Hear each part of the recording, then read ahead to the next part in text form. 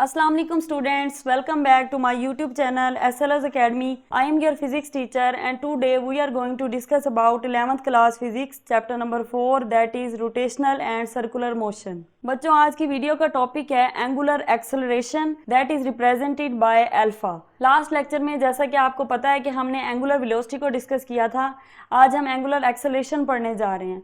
तो अगर मैं एंगुलर वेलोसिटी की बात करूं तो आपको पता है वेलोसिटी की जो डेफिनेशन है वो लीनियर वेलोसिटी के लिए भी और एंगुलर के लिए भी, दोनों के लिए क्या होती है, rate of change of displacement. अगर हम rate of change of linear displacement की बात करें तो वो लीनियर वेलोसिटी बन जाती है, अगर rate of change of angular displacement की बात करें तो वो एंगुलर वेलोसिटी बन जाती है। अब जैसा कि डेफिनेशन में मैंने कहा कि rate of change of displacement यानी कि डिस्प्लेसमेंट के चेंज करने से वेलोसिटी पैदा हो रही है, सही है। अब जो वेलोसिटी है क्या वो हमेशा कांस्टेंट रहती है? अगर मैं आप लोगों से पूछूं कि किसी भी ऑब्जेक्ट की, किसी भी गाड़ी की, किसी भी कार की, बस की जो वेलोसिटी होती है क्या वो कांस्टेंट रहती है? तो जाहिर सी बात है आपको जवाब होगा कि नहीं, क्योंकि ऐसा नहीं होता। कभी वो वेलोसिटी बढ़ रही होती है, कभी कम हो रही होती है। वो डिपेंड करता है ड्राइवर पे, गाड़ी के, या फिर सिचुएशन पे डिपेंड करता है कि स्पीड बढ़ानी है या कम करनी है। तो जैसे अगर मैं इसकी मिसाल एक आपको दूं, फॉर एग्जांपल एक कोई भी ड्राइवर कार को ड्राइव कर रहा है और पहले मिनट के अंदर उसने 1 किलोमीटर का फासला तय किया, यानी पहले मिनट के अंदर उसकी जो डिस्प्लेसमेंट है वो क्या है, वो 1 किलोमीटर है। अगर पहले मिनट के अंदर 1 किलोमीटर उसकी डिस्प्लेसमेंट है, इसका मतलब पहले मिनट के अंदर उसकी वेलोसिटी कितनी होगी, 1 किलोमीटर पर मिनट, सही है। यानी 1 मिनट के अंदर 1 किलोमीटर, ये उसकी वेलोसिटी होगी ना।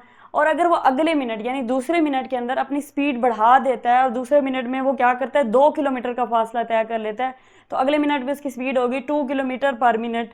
अब फॉर एग्जांपल इसी तरह वो 2 किलोमीटर के साथ चलाता जाता है, अपनी स्पीड कांस्टेंट रखता है और एंड पे आके क्या है कि उसे गाड़ी रोकनी है, तो अब वो अपनी स्पीड डिक्रीज करता है, वेलोसिटी को डिक्रीज करता है। सपोज कर लेते हैं कि डिक्रीज करने के लिए वो वेलोसिटी को क्या करता है कि आखिरी मिनट के अंदर उसकी वेलोसिटी आधा किलोमीटर हो जाती है, यानी कि क्या होगा कि 0.5 किलोमीटर पर मिनट, यानी कि आखिरी मिनट के अंदर 0.5 किलोमीटर उसने डिस्प्लेसमेंट कवर किया।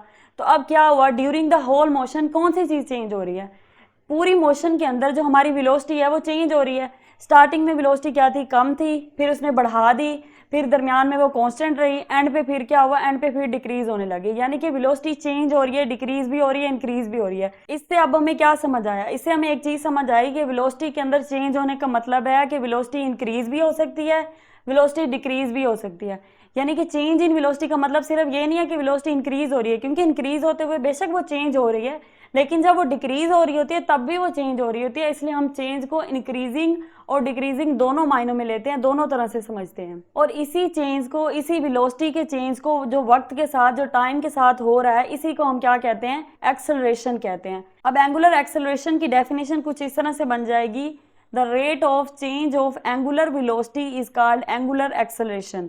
अब आपको पता है एंगुलर का वर्ड तो हम इसलिए इस्तेमाल करते हैं क्योंकि हम सर्कुलर मोशन की बात कर रहे हैं, और अगर हम लीनियर की बात करें तो हम सिंपल लिखते हैं the rate of change of velocity is called acceleration. अब यहाँ पर क्योंकि सर्कुलर मोशन की बात है इसलिए मैंने लिखा the rate of change of angular velocity that is represented by omega is called angular acceleration. Omega के बारे में मैंने आपको लास्ट वीडियो में बताया था कि इसकी एंगुलर वेलोसिटी की जो रिप्रेजेंटेशन होती है वो हम ओमेगा से करते हैं। इसी तरह से जैसे हमने आज देखा कि एंगुलर एक्सेलरेशन को हम किससे रिप्रेजेंट करते हैं, अल्फा के साथ।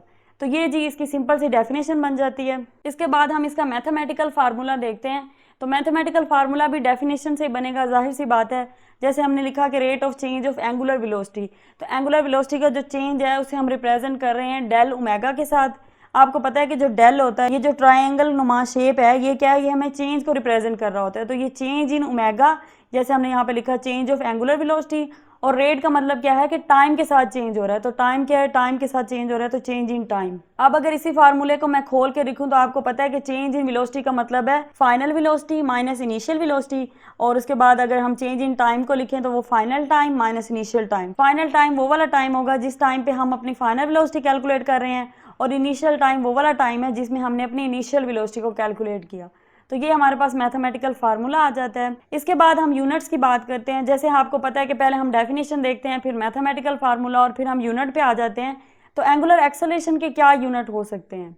एंगुलर एक्सेलरेशन का यूनिट अगर हम इस फार्मूले से निकालें तो क्या बनेगा, अगर आपने लास्ट वीडियो गौर से देखी हो तो वहां पर हमने जो ओमेगा का यूनिट यानी एंगुलर वेलोसिटी का एक यूनिट हमने ये पढ़ा था रेडियन पर सेकंड। अगर हम उसे वहां पे पुट करें तो क्या हो जाएगा, रेडियन पर सेकंड ऊपर आ जाएगा, और टाइम का यूनिट होता है सेकंड, यानी कि ये बन जाएगा रेडियन बाय सेकंड स्क्वायर, क्योंकि ऊपर वाला सेकंड नीचे आके दूसरे सेकंड से मल्टीप्लाई होगा तो ये बन जाएगा सेकंड स्क्वायर। तो रेडियन बाय सेकंड स्क्वायर इसका एक यूनिट है। अगर हम ओमेगा का दूसरा यूनिट पुट करें जो कि हमने पढ़ा था रेवोल्यूशन पर सेकंड, तो फिर एक्सेलरेशन का यूनिट बनेगा रेवोल्यूशन बाय सेकंड स्क्वायर। और अगर हम ओमेगा का तीसरा यूनिट पुट करें जो कि है डिग्री बाय सेकंड, तो उसको पुट करने के बाद हमारे पास एक्सेलरेशन का यूनिट आएगा डिग्री बाय सेकंड स्क्वायर। तो वही जो है वही तीनों यूनिट यहाँ पर मैंने लिखे हैं, radian by second square, revolution by second square और डिग्री बाय सेकंड स्क्वायर। अब ये जो रेडियन बाय सेकंड स्क्वायर है ये हमारे पास ऐसा यूनिट होता है और बाकी ये दोनों हैं ये दोनों अदर यूनिट में आ जाते हैं। इसके बाद हम एंगुलर एक्सेलरेशन की डायरेक्शन की बात कर लेते हैं, क्योंकि हमें पता है एंगुलर एक्सेलरेशन एक वेक्टर क्वांटिटी है और उसका मैग्नीट्यूड भी होता है और डायरेक्शन भी होती है। मैग्नीट्यूड हम फार्मूले से कैलकुलेट कर सकते हैं और डायरेक्शन के लिए हमारे पास कुछ पॉइंट्स लिखे हैं, तो इनको समझते हैं। तो जैसे मैंने आपको बताया कि चेंज इन वेलोसिटी का मतलब है इंक्रीज इन वेलोसिटी भी और डिक्रीज इन वेलोसिटी भी। इंक्रीज हो रही है वेलोसिटी तब भी हमारी वेलोसिटी चेंज हो रही है, और अगर डिक्रीज हो रही है वेलोसिटी तब भी वेलोसिटी चेंज हो रही है। तो दोनों सूरतों में चेंजिंग आती है वेलोसिटी के अंदर, इसलिए मैंने यहाँ पर ना इंक्रीजिंग और डिक्रीजिंग वेलोसिटी के लिए अलग अलग रूल लिखे हैं। सबसे पहले हम इंक्रीजिंग वेलोसिटी के लिए देख लेते हैं, तो पहले मैं इनको रीड करती हूँ फिर मैं आपको समझाती हूँ कि ये किस तरह से है। फॉर इंक्रीजिंग वेलोसिटी ओमेगा, यानी कि हमारा ओमेगा क्या है एंगुलर वेलोसिटी, एंड अल्फा जो कि है angular acceleration, have same direction.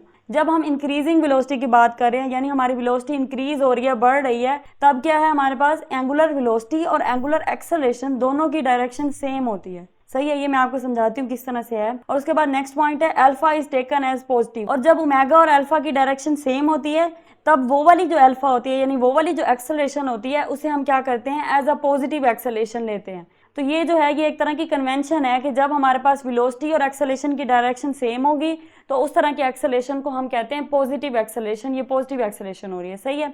अब अगर हम डिक्रीजिंग वेलोसिटी की बात करें तो यहाँ पर मैंने लिखा है कि omega and alpha have opposite directions, यानी कि ओमेगा और अल्फा की क्या होगी अपोजिट डायरेक्शन होगी, उल्टी होगी। जिस डायरेक्शन में ओमेगा है उस डायरेक्शन में अल्फा नहीं होगा, उससे अपोजिट डायरेक्शन में होगा। और उस वाले अल्फा को हम alpha is taken as negative, उस एक्सेलरेशन को हम नेगेटिव एक्सेलरेशन के तौर पे लेंगे। अब इस सारी चीज को हम इस डायग्राम से समझते हैं। तो डायग्राम में आप लोग देख सकते हैं कि ये एक्स एक्सिस है जो कि हमारी रेफरेंस डायरेक्शन है। उसके अलावा हमारे पास यहाँ पर रोटेशन जो है वो एंटी क्लॉकवाइज डायरेक्शन में हो रही है, और यहाँ पर लिखा हुआ है कि rotation speeding up with time, यानी कि हमारी ये वो वाली रोटेशन है जहाँ पर इंक्रीज इन वेलोसिटी हो रहा है, यानी ये वाला केस फॉर इंक्रीजिंग वेलोसिटी वाला ये केस है, उसकी डायग्राम है।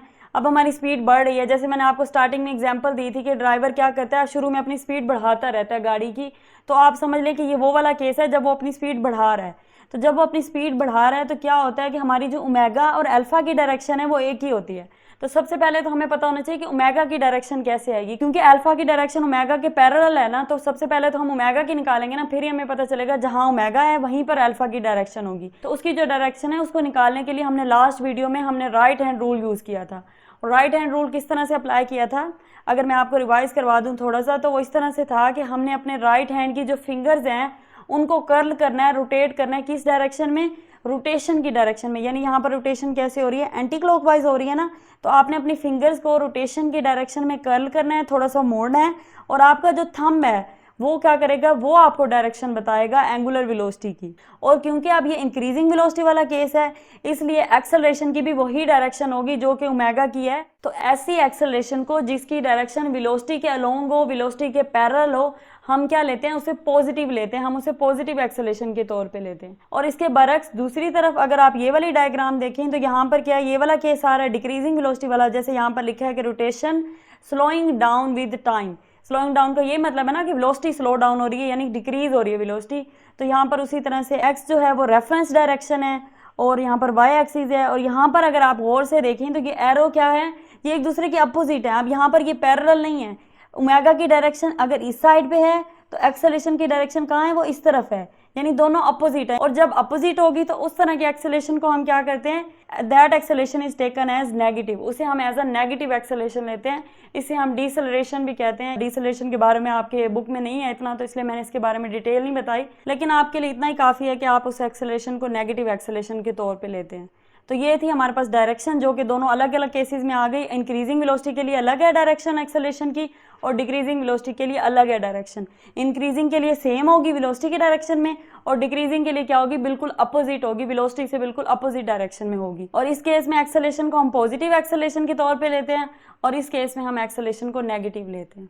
अच्छा, आगे मैं आपको अब ये बताती हूँ कि हमें किसी भी मोशन के लिए, जैसे हमने एक एग्जांपल ली थी वो ड्राइवर वाली, गाड़ी वाली, तो किसी भी ऐसे सिनेरियो के लिए अगर हमें ये चेक करना है कि टोटल चेंज कितना आ रहा है हमारी वेलोसिटी के अंदर विद रिस्पेक्ट टू टाइम, तो उसके लिए जो टोटल चेंज होता है ना, उसको चेक करने के लिए हमारे पास एक टर्म आती है और उसे हम कहते हैं एवरेज एंगुलर एक्सेलरेशन। यानी कि हम क्या करते हैं, एवरेज ले रहे हैं एंगुलर एक्सेलरेशन का। एवरेज आपको पता है ना, इसी तरह से लेंगे कि हम स्टार्टिंग वाले को भी देख रहे हैं, दरमियान वाले में जहाँ पे वो कांस्टेंट रह रहा है वहाँ पे भी वेलोसिटी देख रहे हैं, और एंड पे जब डिक्रीज हो रही है वेलोसिटी उसको भी ले रहे हैं। तो ये एक एवरेज कैलकुलेट हमें करके देती है, ये जो एवरेज एंगुलर एक्सेलरेशन है, जो हमें टोटल चेंज के बारे में बताती है कि total during the whole motion हमारी वेलोसिटी के अंदर वक्त के साथ साथ कितना चेंज आया है।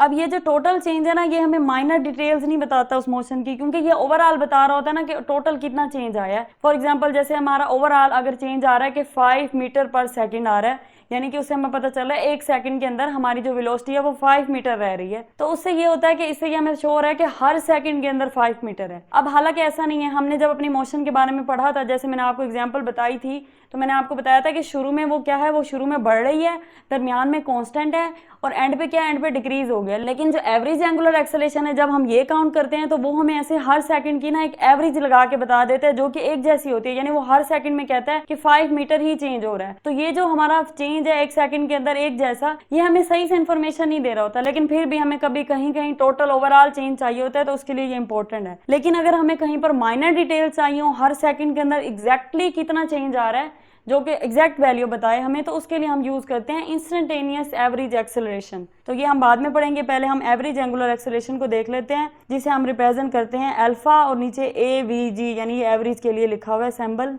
तो इसकी डेफिनेशन कुछ इस तरह से है, the total angular velocity of a body in time t is called average angular acceleration. Total angular velocity हमारी बॉडी की कितनी है पूरे टाइम के अंदर, वो कहलाती है एवरेज एंगुलर एक्सेलरेशन। ठीक है, टोटल चेंज जो आ रहा है हमारा टोटल टाइम है, जैसे मैंने आपको बताया कि वो फिर हमें ओवरऑल बता देता है, लेकिन वो जरूरी नहीं, वो एग्जैक्ट वैल्यू नहीं बता रहा होता, जरूरी नहीं वो सही हो, लेकिन कहीं कहीं हमें एवरेज की जरूरत होती है, तो हम उसे भी काउंट कर लेते हैं। सो मैथमेटिकली भी हम इसे इसी तरह से लिखते हैं कि alpha is equal to omega by T. तो अगर आप यहाँ पर गौर से देखें तो मैंने चेंज का सिंबल नहीं लगाया, डेल नहीं लगाया, ना ऊपर ना यहाँ पर टाइम के साथ। तो उसकी यही रीजन है कि हमारे पास ये चेंज नहीं बता रहा, अब ये टोटल बता रहा है, और जब ये टोटल बता रहा है तो फिर डेल लगाने की जरूरत ही नहीं है, क्योंकि चेंज की बात नहीं हो रही, ये टोटल एंगुलर वेलोसिटी की बात हो रही है, इसलिए ओमेगा बाय टी। अब हम बात करते हैं इंस्टेंटेनियस एवरेज एक्सेलरेशन की, जिसकी रिप्रेजेंटेशन है अल्फा INST। तो ये वो एक्सेलरेशन है जो हमें माइनर डिटेल्स के बारे में बताता है, जैसे इसके नाम से शो हो रहा है ना, इंस्टेंटेनियस एवरेज एक्सेलरेशन, यानी कि ऐसी एक्सेलरेशन जो हमें किसी इंस्टेंट की, किसी एक लम्हे की इंफॉर्मेशन प्रोवाइड करे, और जो हमें एक एक लम्हे की इंफॉर्मेशन प्रोवाइड करी है, यानी कि वही हमें माइनर डिटेल दे रही है ना, वो ज्यादा बारीक डिटेल्स दे रही है किसी भी चीज की। तो जब हमें ज्यादा बारीक और ज्यादा माइनर डिटेल चाहिए होती है अपनी मोशन की, तो हम कौन सी चीज यूज करते हैं, इंस्टेंटेनियस एवरेज एक्सेलरेशन। तो इसकी डेफिनेशन कुछ इस तरह से है कि the rate of change of angular velocity with respect to time at a specific instant. Acceleration की डेफिनेशन ही ये होती है, the rate of change of angular velocity with respect to time.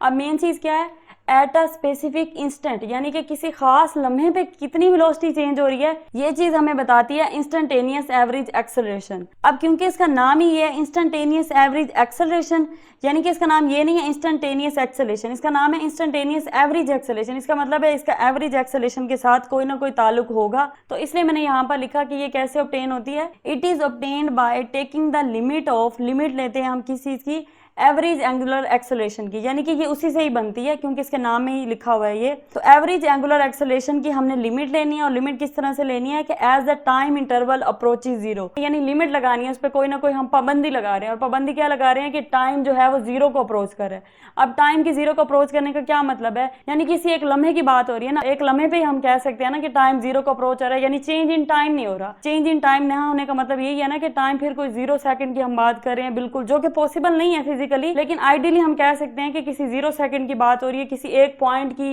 एक लम्हे की, एक खास मूवमेंट की बात हो रही है, जहां पर हम वेलोसिटी का चेंज चेक करना चाहते हैं। और उसके लिए हमने क्या करना है, उसके लिए हमने लिमिट लेनी है इसकी एवरेज एंगुलर एक्सेलरेशन की। ये जो फार्मूला है इसका हमने लिमिट अप्लाई करनी है कि del T approaches to zero. अब ये जो del T approaches to zero है और टी अप्रोचेस टू जीरो क्यों नहीं लिखा, इसकी जो एक्सप्लेनेशन है, इसकी जो वजाहत है, मैंने वो लास्ट वीडियो में, जो कि हमारी एंगुलर वेलोसिटी वाली वीडियो है, उसमें दे दी थी। तो अगर आपको यहाँ से समझ ना आए तो आप उस वीडियो को पहले देख लीजिए ताकि आपको ये समझ आ जाए। यहाँ पर जस्ट मैं फार्मूला बता देती हूँ आपको। सो मैथमेटिकली हम इसे लिखते हैं कि अल्फा, और ये इंस्टेंटेनियस के लिए आ गया, is equal to limit del T approaches to zero del omega by del T. तो ये इसका मैथमेटिकल फार्मूला बन जाता है। और जैसे मैंने आपको बताया कि अगर आपको इसकी क्लैरिफिकेशन ना हो रही हो तो आप जाकर लास्ट वीडियो से देख लें। तो ये था बच्चों आज का लेक्चर। आई होप आपको लेक्चर समझ आ गया होगा, लेकिन अगर कोई कन्फ्यूजन हो तो आप कमेंट सेक्शन में लाजमी बताइएगा।